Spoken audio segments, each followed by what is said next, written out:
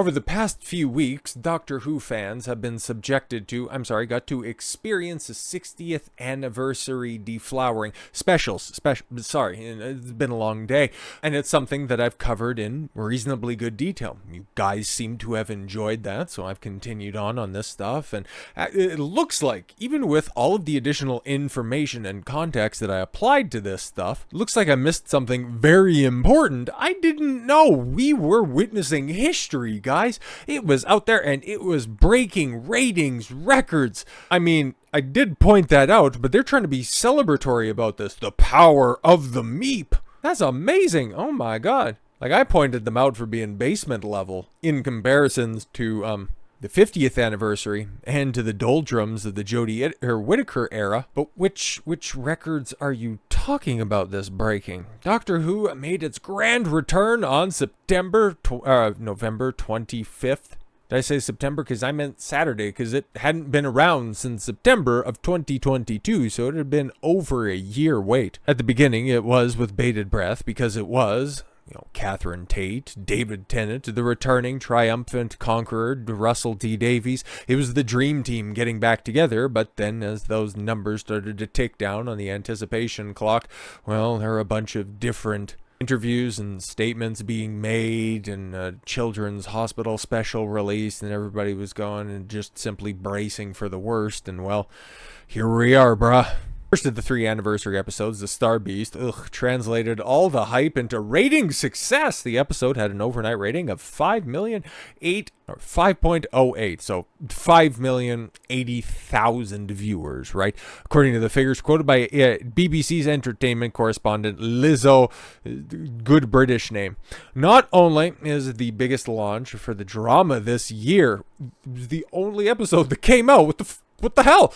It's also the biggest overnight ratings for an episode of Doctor Who since Resolution in 2019, which was the show's first New Year's Day special after years of Christmas Day installments. So, as Doctor Who fans know, there is normally a fairly regularly produced Christmas special. It's one of those things that's just held up as a tradition.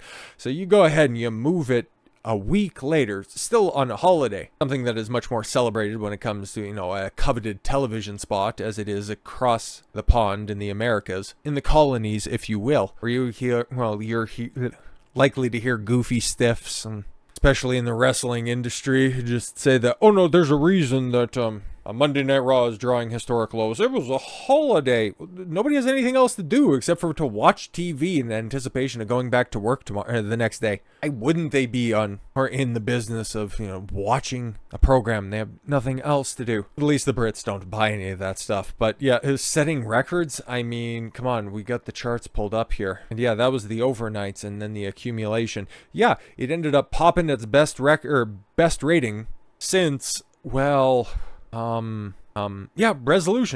and then it ends up, hanging true to that. I mean, you run it back to other holidays or previous Christmas specials, and 2017 it was a 7.9 million, so it fell short of that one. And then the 2016, 2015 specials, 7.8, 7.6. And then, of course, the big comparison to the 50th anniversary special in 2013, where they had 11.14 million viewers, so really breaking records right there. And then, of course, you would anticipate it's a 3-part series. David Tennant's back. Everybody theoretically watched The Star Beast and then was immediately turned off after they lost almost 500,000 viewers.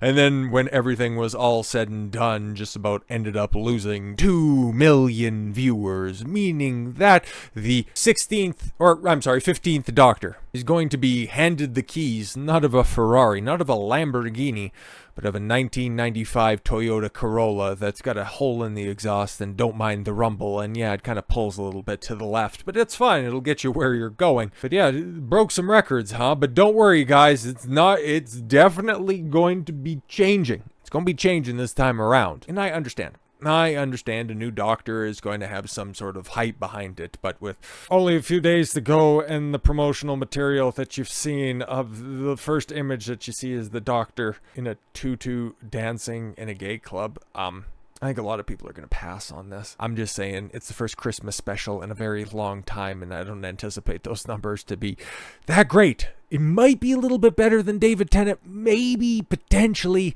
I don't see it, though. I really don't see it, because in looking at the comments and hearing the chatter from you guys out there, there's no hype behind this. This franchise is unfortunately very, very dead, but the company who is just, the worst judge of talent in the modern age is deciding that, you know what Doctor Who needs? Not like a total refresh, not a whole ideological overhaul. It just needs more money. And that's something that Disney's really good at doing, throwing money into a bottomless pit. Disney is preparing a big push for Doctor Who in 2024. Oh, hold fast. And why they didn't for David Tennant specials. Keep that headline in mind when the ratings ultimately do come out in the shadow of Christmas, because it's going to be bad. It's going to be real bad. 3 special episodes featuring David Tennant reclaiming a role he had left after 13 years. To be fair, always was going to be an odd way for Disney Plus to add Doctor Who to its lineup internationally. Why? He is arguably the most famous Doctor in the role. You could say that Matt Smith's portrayal of the Doctor might ended up. He was the Doctor at the time of the 50th anniversary special, and yeah, Matt Smith has probably gone on to have the best career, especially of any of the modern Doctors, but David Tennant was easily the one that a lot of people most associated with the role. So, okay, I reject your premise off rip, but continue.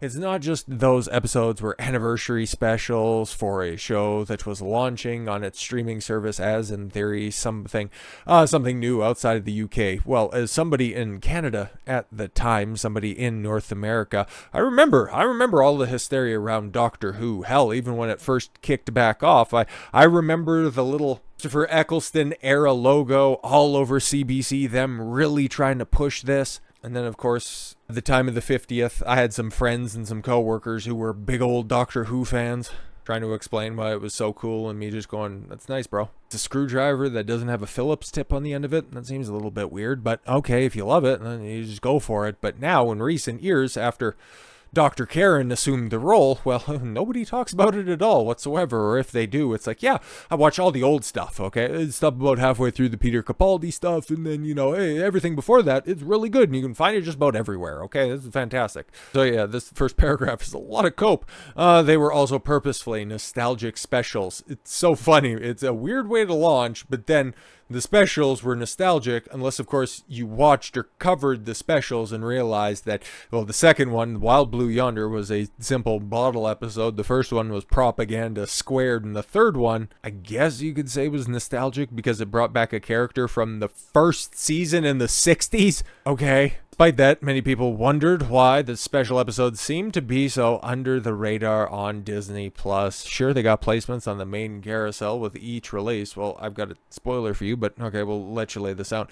But beyond that, they seem to do a little or no promotion to the show, despite what felt like it should have been more of a big deal. The return of not only a fan favorite actors, David Tennant and Catherine Tate, to the show, but showrunner Russell T Davies, as well as a genuine first for a live-action science fiction television show, a chance to celebrate the 60th anniversary. Well, yeah, of course, but this is all happening, okay? All of this is true. All of it is happening right now, but Disney Plus is hemorrhaging subscribers and losing more money than the Federal Reserve. Turns out, underplaying the specials was intentional. All right, okay, yeah, no, hey, we wanted to bomb with our first foray into our newly funded program. Bold move. Because the company was just as aware of how odd it would be to promote a new show with such a backwards-looking material. Then why did you put it on your streaming service? And why did you put all the back catalog on your streaming service? Specials were intended as a soft launch on Disney Plus. The big launch is going to come with Ncuti's first season. Davies said during an appearance with the Royal Television Society in November. If you're thinking, why haven't you seen great big adverts across the world on Disney Plus now? That will be next year. We're gonna do a big push. Okay, so it's gonna be next year, but the Doctor's first outing is the Christmas special. Why wouldn't you put... Oh, no. They just think that all of these events, the anniversary, the Christmas special, it's going to go ahead and market itself. Next year we'll get to it. Perhaps explains why Ncuti Gatwa's first full season as the Doctor is being referred to as season 1 by its producers. Yet the first season of a new Doctor. Big shock on that one. Certainly Davies is talking about the upcoming season as a reinvention of the show. Great. That lovely feeling of a new era beginning. Sure. Subcontext of the text became text when the climax of the giggle with its bi-generation twist. Ncuti Gatwa's 15th Doctor being physically separated from the 14th, and from that matter emotionally liberated from any of the backstory that made you like Doctor Who to begin with. So yeah, that's what they mean by erasing the trauma that permeated the 9th through the 14th Doctor's experience. So yeah, basically, you know what that reads like? We didn't have enough faith in our character or our brand new idea of what the character should be, so we just had to go ahead and attach it to a franchise that has a long established lore, but we don't want to have to deal with any of that pesky lore. We just want the name and the ability to ruin another franchise. God, I despise these type of people. For the first time since the series was revived in 2005, Doctor Who is a show that is allowed to have no baggage. It gets to start over and assume new forms. It gets to, well, regenerate. Yep, and I bet you the people are going to be turning out in droves for a historyless, propaganda-filled, ideologically possessed franchise. Good fucking luck. So with all that said, thank you all very much for the gift of your time. I've been Don Consuelo. I want you to follow your gut and get after it. Take care, everyone.